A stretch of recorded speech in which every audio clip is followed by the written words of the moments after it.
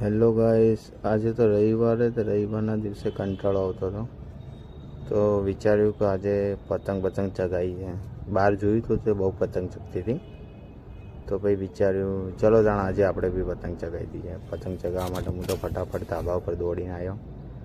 ધાબા ઉપર આવીને જોયું પહેલાં તો પતંગો પડી કે નહીં પડી, પણ આપણે નસીબ હારા હતા કે 4-5 પતંગો આપણને મળી જઈ. તે 4-5 પતંગો લઈને ફટાફટ ધાબા ઉપર આવી ગયા.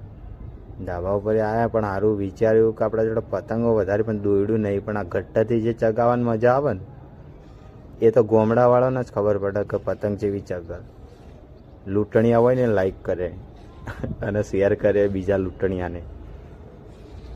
ફટાફટ આપણે તો કિન્ના બિન્ના બોધેલા જ હતા પતંગોને, નસીબદાર છો.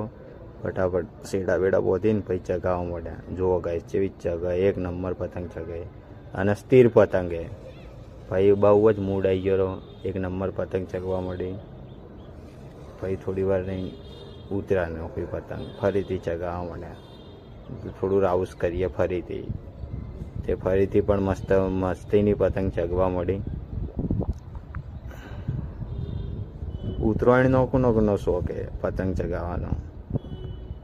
જેના પતંગ એકબીજાના હાથે પતંગ ચગાવી હોય ને એ એકબીજાને શેર કરો. તમે ઉત્તરાયણનો વિડીયો બનાવો.